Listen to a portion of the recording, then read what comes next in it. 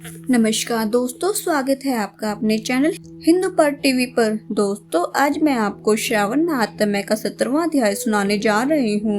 अगर आपने इससे पहले के 1 से लेकर 16 अध्याय नहीं सुने हैं तो आप हमारे चैनल पर बनी प्लेलिस्ट श्रावण महात्म्य में जाकर सुन सकते हैं।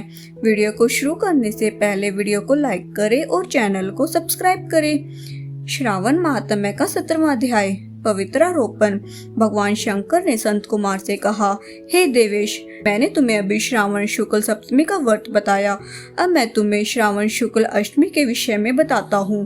ध्यान पूर्वक सुनो। श्रावण शुक्ल सप्तमी को अधिवासन कर अष्टमी के दिन पवित्रारोपण करना चाहिए। जो मनुष्य पवित्र बनाता है, पवित्रारोपण करना चाहिए।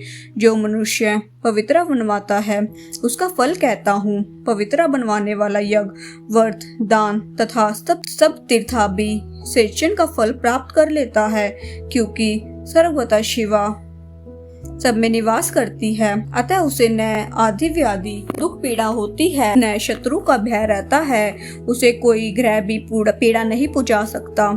उसके समस्त कार्य अपने आप सिद्ध हो जाते हैं। राजाओं के पुण्य की विधि करने वाला इससे बढ़कर दूसरा कोई साधन नहीं है। श्रावण शुक्ल सप्तमी के दिन अधिवासन करके देवी के लिए उत्तम पुष्प, फल, गंध, सब प्रकार की पूजन सामग्री लेकर अनेक प्रकार के नैवेद्य, वस्त्र, आभूषण आदि एकत्रित करे। फिर पवित्र निमान करके आसन करना चाहिए। फिर चरु द्वारा दिग्बली और अधिवासन कर सुंदर वस्त्रों से पवित्र का आच्छादन करना चाहिए। 100 बार देवी के मूल मंत्र से अभिमंत्रित करके पवित्रा को देवी के सामने स्थापित करना चाहिए। देवी का सुंदर मंडप निर्माण कर रात्रि जागरण करना चाहिए। अगले दिन प्रातःकाल स्नान करके दिशाओं में बलि देनी चाहिए। विधिवत देवी की पूजा करने के बाद स्त्रियों तथा ब्राह्मणों को भोजन कराना चाहिए तथा दक्षिणा देनी चाहिए। राजा को दृढ़ता के साथ नियमों का पालन कर उसे स्त्री, जुआ, शिकार और मांस का त्याग करना चाहिए। ब्राह्मणों और आचार्य को स्वाध्याय का, वैश्य को व्यापार और खेती का कार्य बंद करके कम से कम आधा दिन देवी के ध्यान में अपने मन को लगाना चाहिए। हो सके तो 5 या 7 दिन देवी का ध्यान करना चाहिए। जो ज्ञानी सविधि पवित्रारोपण नहीं करता उसका पूरे वर्ष का अर्चन निष्फल हो जाता है। अतः मनुष्य को भक्ति पूर्वक देवी प्रायण होकर प्रति वर्ष पवित्रारोपण करना चाहिए। कर्क अथवा सिंह का सूर्य हो जाने पर श्रावण शुक्ल अष्टमी के दिन देवी के लिए पवित्रारोपण करना चाहिए।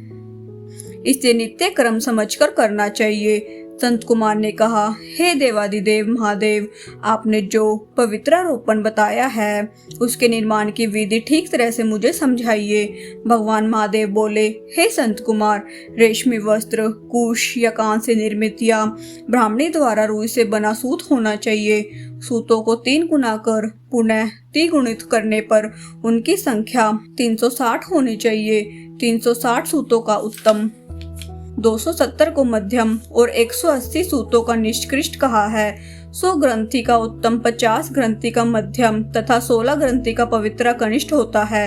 6, 3, 4, 2, 12, 24, 12, 8 ग्रंथि का कनिष्ठ पवित्र होता है।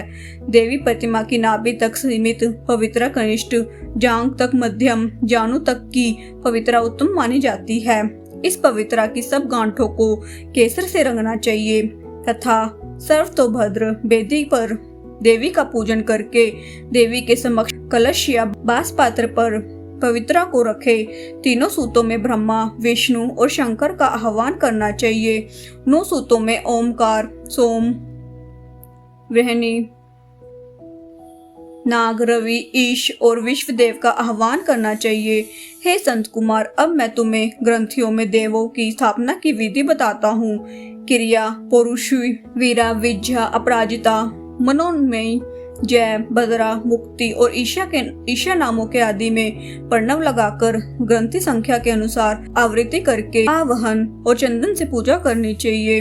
इस प्रकार प्रणव द्वारा अभिमंत्रित कर देवी को पवित्रारोपण का विधान तुम्हें बताया है। जिन दूसरे देवों को प्रतिपदा आदि तिथियों में पवित्रारोपण करना चाहिए उनके विषय में सुनो। धनद, श्री, गौरी, गणेश, चंद्रमा, गुरु, सूर्य, चंडिका, अम्बा वासुकी, ऋषि, चक्रपाणि, अनंत, शिव, ब्रह्मा और पितर आदि देवों का प्रतिपदाति तिथि में पूजा करें। यह पवित्रारोपण प्रधान देवों का है। उन्हें सहदेवों को 3 तार वाला पवित्रा समर्पण करें। श्रावण शुक्ल पक्ष एवं कृष्ण पक्ष की नवमी तिथि का महत्व। दोनों पक्षों की नवमी के दिन यथाविधि कुमारी नामक देवी का अर्चन कर, नक्त व्रत कर, दूध और शहद मिला हुआ भोजन करना चाहिए या उपवास रखकर इस दिन कुमारी नाम से देवी का निरंतर पूजन करें। चांदी की प्रतिमा बनाकर उसमें भक्ति पूर्वक दुर्गा, पाप नाशिनी का कनेर के फूल, गंध, अगर, चंदन, दशांग, धूप और लड्डू द्वारा पूजन करना चाहिए। कुमारी लड़कियों को भोजन कराने के बाद ब्राह्मणों को भक्ति पूर्वक भोजन कराना चाहिए। फिर मौन धारण कर बिल्वपत्र भोजन करना चाहिए। नवमी का व्रत प्राणियों के सब पापों को नष्ट करने वाला, समस्त संपत्तियों को प्रदान करने वाला, पुत्र पौत्र आदि की विधि करने वाला और सद्गति प्रदान करने वाला है। इस प्रकार श्रावण महात्म्य का 17वां अध्याय समाप्त हुआ। ओम नमः शिवाय।